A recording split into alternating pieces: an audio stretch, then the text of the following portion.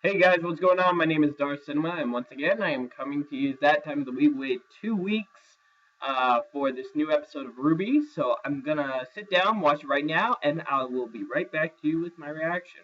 So hang tight, guys. Welcome to the final festival tournament.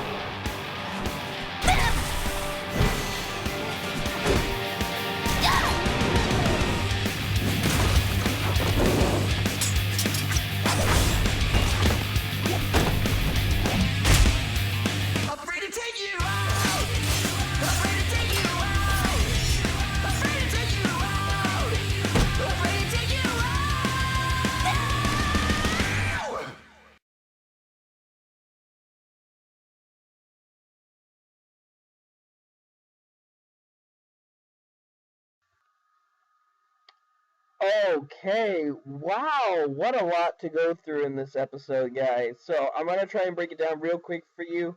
I'm looking over the episode again right now as I'm talking to you. So yeah, and the volume's on mute. So essentially, I'm going over the necessary parts that that the episode covered. So first of all, let's talk about the relationship between Weiss and Winter. Obviously, it is very clear from the get-go that Weiss adores her sister. And I was thinking the feeling would be mutual, but of course they pull the rug out from under us, and Winter's kind of a hard ass. Yeah, she is just really no nonsense and hard to like. It's hard to like her as a character, and it's really weird though to see someone who's even more like no nonsense than what Weiss was. And I just think seeing Weiss so happy like this, it was just really weird. But you kind of felt bad for her. Like she loves her sister, but her sister was just putting her down, saying like, "Oh, you missed these 3 critical strikes in your fight. That wasn't a win," and all that. So yeah, that was um, interesting, and I hope that they explore the relationship more. But it is clear, though, despite Winter's admonishments about Weiss's fighting style, she does care. You can see that she's like worried about like is Weiss making any new friends? How is she feeling and all that? So there is a sort of level of caring there. It's just kind of hard to see. But of course, you got Winter saying that RWBY is underwhelming, and like poor RWBY in this scene trying to act all dignified and like polite in front of Winter. It's just backfiring horribly. But yeah, as far as first impressions go for Winter, interesting. I want to see a little bit more of her before I finally give a judgment on her. But just, if I had to go just from this, she's probably at the same level Weiss was when we saw her in season 1. That it's just you don't like her at that point. But knowing the show, they're probably going to evolve the character to a point that we will like her. Next point. Oh gosh, we have drunk Oz. No, not drunk Ozpin. Drunk Crow. Drunk Ozpin. I'd love to see, but drunk Crow confronting Winter. Okay, these two, I would be very shocked if they didn't have a history together. Like, clearly, Crow knows Winter, and Winter knows Crow. I would love to see that. Weiss going up and bad talking to Crow. Crow's just shushing her. That was funny.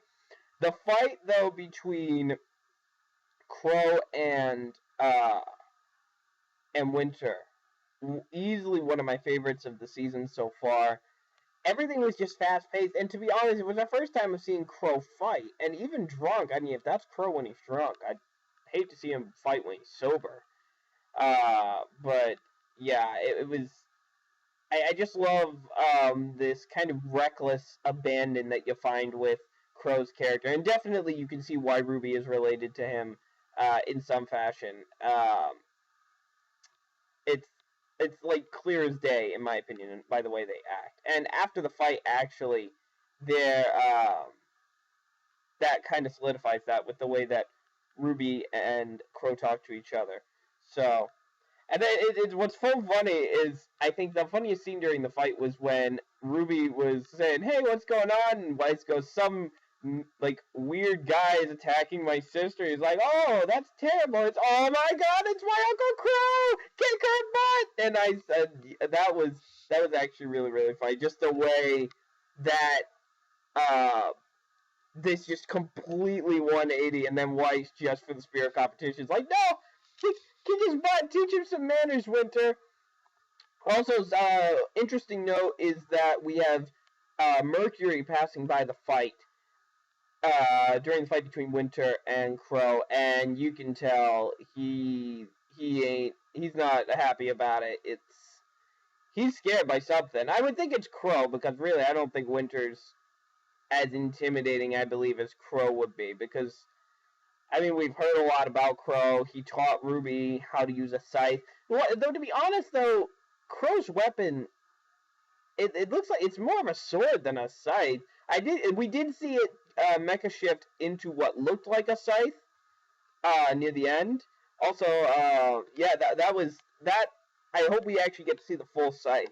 Also, nice little Dark Link Legend of Zelda reference when Winter kind of flips onto his sword and just stands on the blade. That was pretty cool. Whether that was intentional by the creators or not, still a nice touch, and I absolutely love that.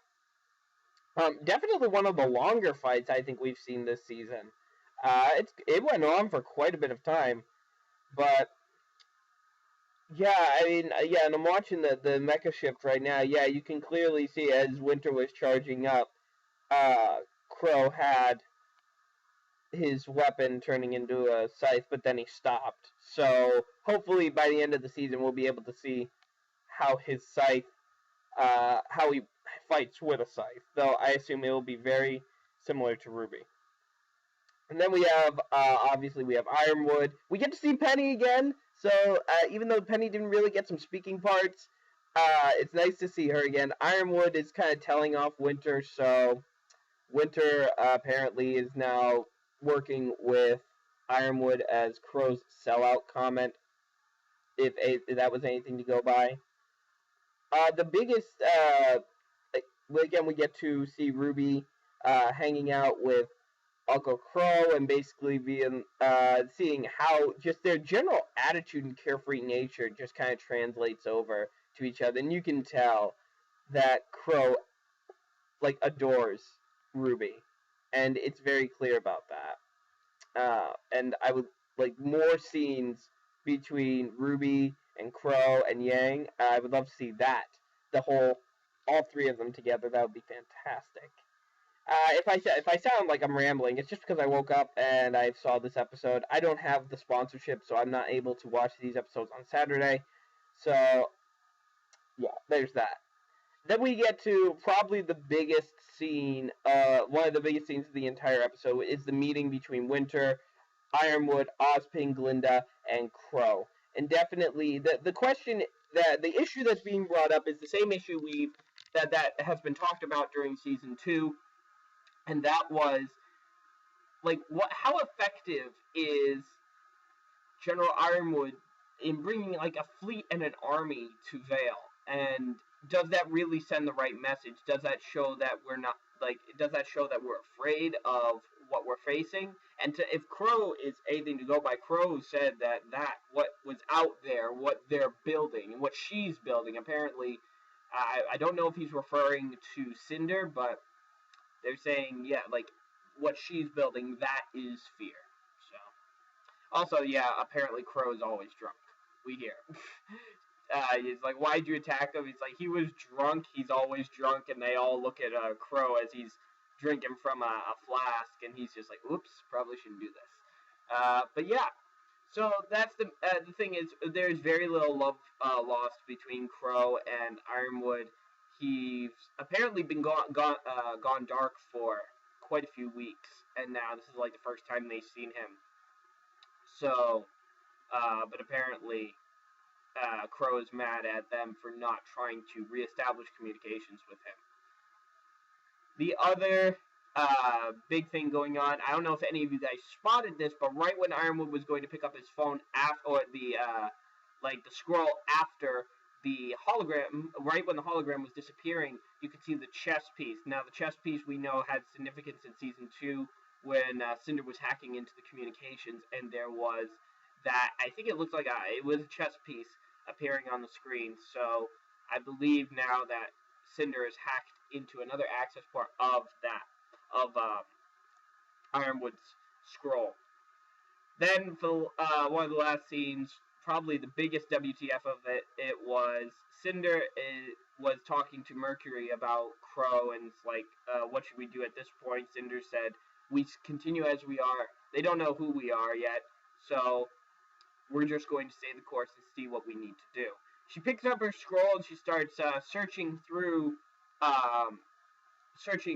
data, and we find out that she has the ability to alter how the fights are going to be, like choose who is going to be fighting. And the biggest WTF is it will be Emerald and Mercury fighting Coco and Yatsuhashi from Team Coco.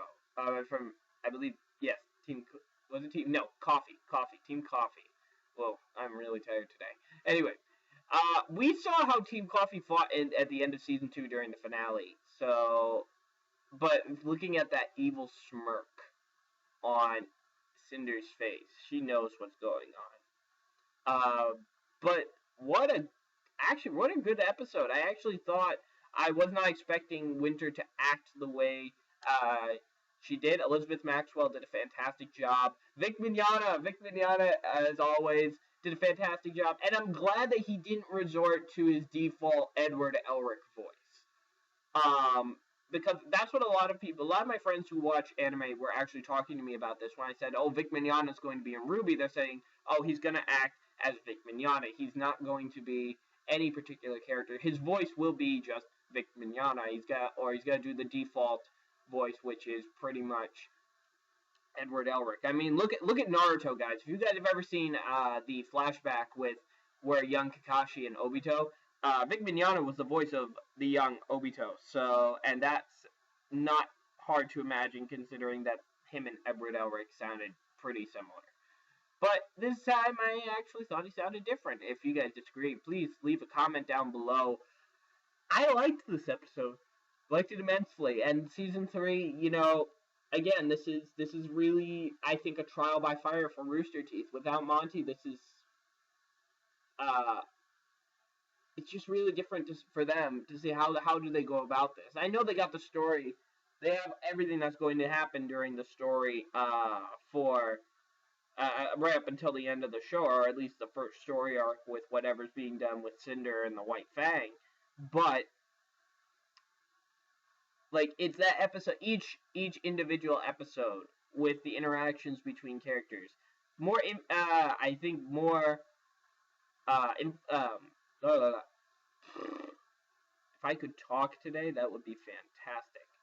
More emphasis was put on character development and a little bit more on comic relief. I don't know how I feel about the comic relief just yet, because I think comic relief is good at draining the tension, and if RWBY has showed us anything, it can be tense, especially when it comes to our villains. I'm glad Cinder and the others are getting some more screen time. Hopefully we get to them before Adam comes back, because that was my biggest gripe about Season 2 was, oh my gosh, we don't know anything about Cinder or the bad guy's plan. The only villain that we really had any kind of development for was Torchwick, and that's not that much. We barely understood Torchwick, and they threw Cinder in, and then we barely understand Cinder, and they threw Adam back in, and we only saw Adam during the Black trailer. So let me know what you guys think. What do you think they got planned? I'm actually really interested to see what you guys think their plan is. And how do you think this is going to go? Who do you think? Do you think, obviously, that I think we have Mercury and Emerald are going to beat Team Coffee, because I think they're pushing for the Team RWBY versus Mercury and Emerald. I really want to see a round 2 between Cinder and RWBY this season. Who's with me for that? Leave a like if you think that RWBY and Cinder should be fighting this season. So anyway, my name is Dark Cinema. I will see you guys next week for the next episode, for episode 4. Yes, for chapter 4. This was Chapter 3. It's a brawl in the family. So, my name is Darth Cinema, and I will see you guys in my next video. Take care. Bye for now.